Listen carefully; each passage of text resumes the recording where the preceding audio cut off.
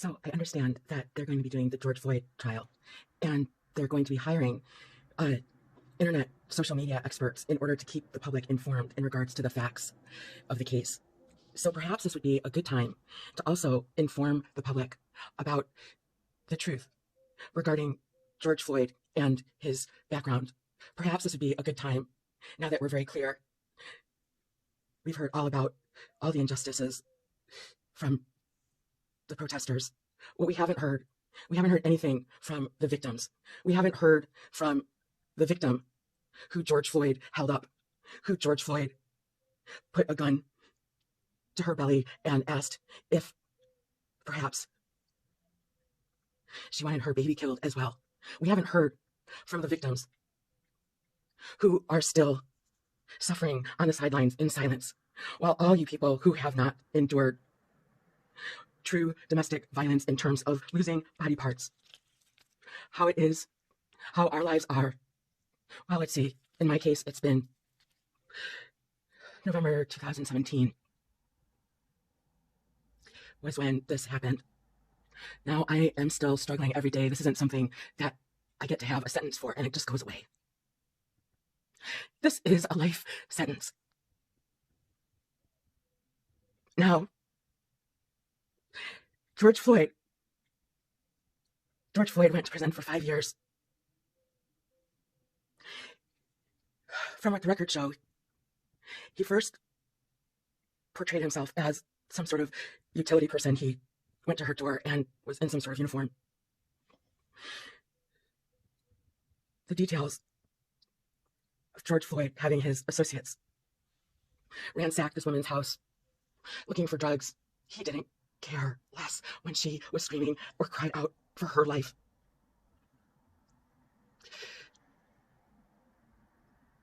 His buddies ransacked her house. He went to prison for 5 years.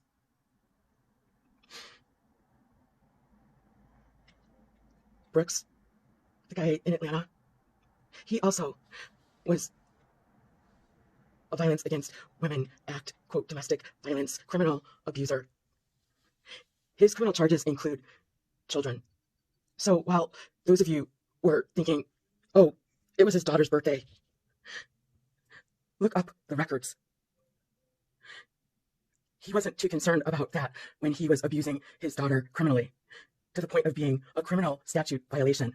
And by the way, for those of you that were giving the opinion that, oh, the policeman should have just let him walk home, he was on probation already. And when you're on probation, the limit for alcohol is 0. And by the way, when you're on probation, they already gave him that second or third chance. When you're on probation, you've already been given that chance. And there's already victims that have lifelong scars. This is just a physical, symbolic indicator of the lifelong scars that are left behind. You people who don't know what you're talking about, it's nice that you have compassion. What seems like misguided passion, though, from my perspective. Because then, Mr. Wisconsin, he also was a Violence Against Women violator.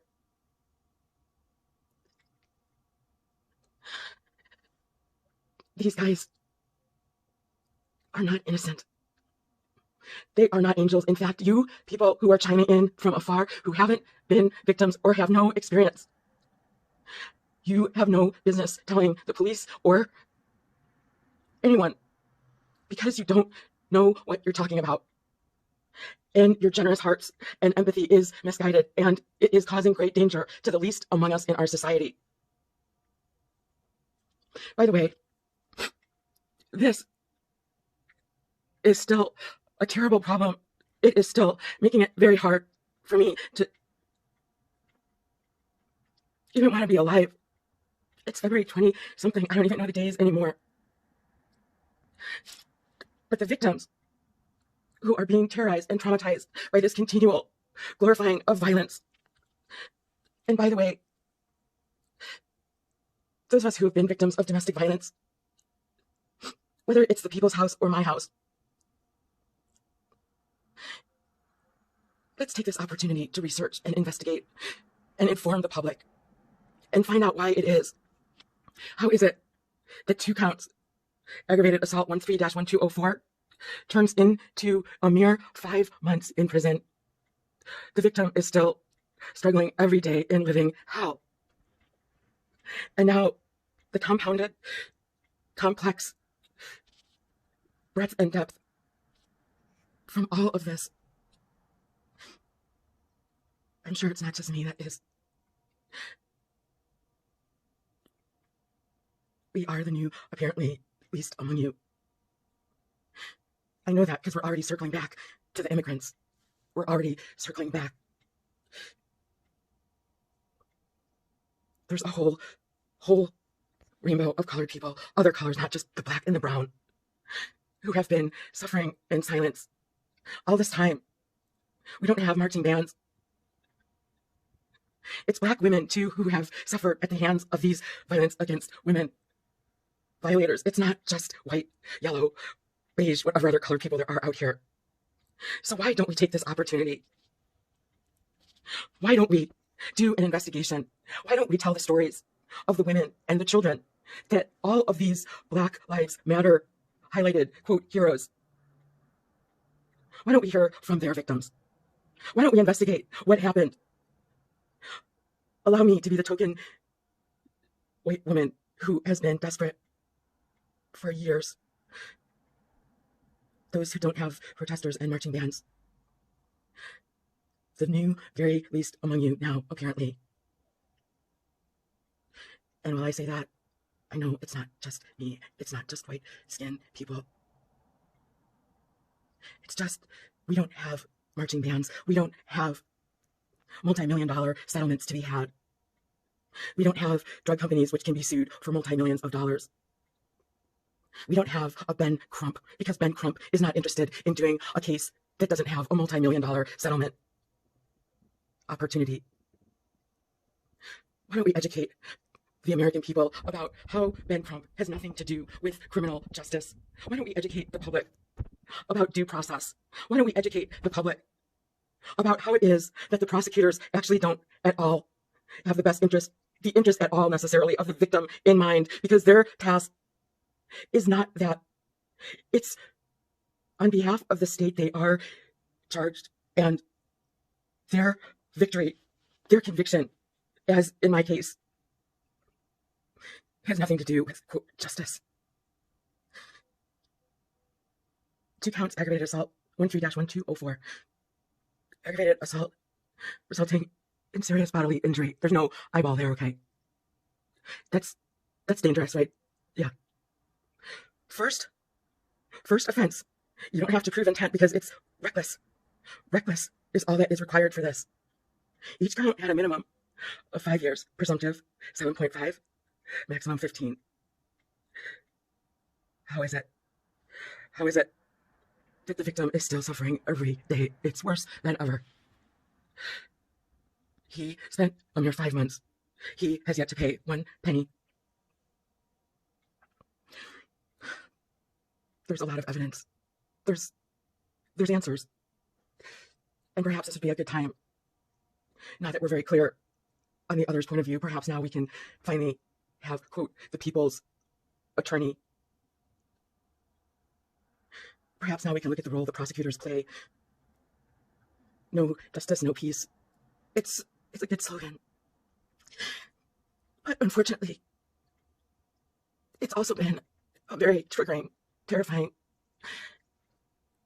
reminder. The reality that the victims live every day. We didn't need to hear the slogan.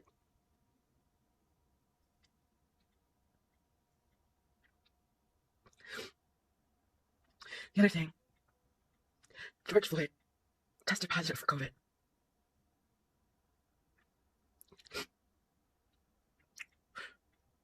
What the general public knows now is what those of us have known for a very long time. That would be a reason why it would have made sense to have him in a prone position. When a cough could kill. Also, George Floyd had methamphetamine, fentanyl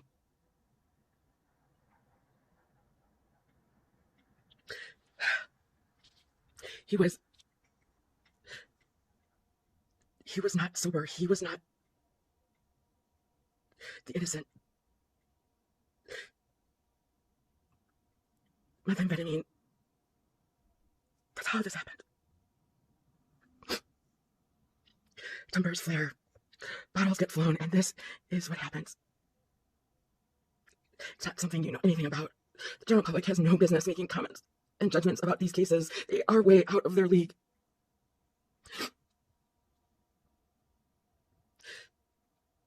Perhaps we can investigate, perhaps we can consider all that the general public knows, that those of us that were on the front line, we've known for a long time.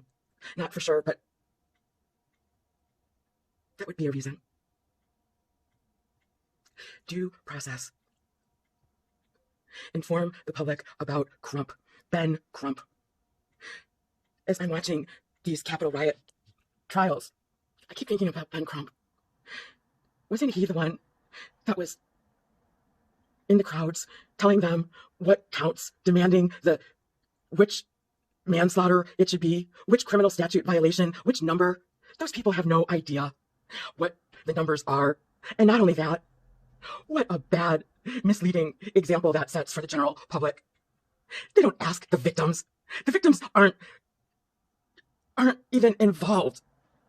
There's no Ben Crump by the victim's side when it's not a multi-million-dollar settlement. In fact, there's no one by the victim's side.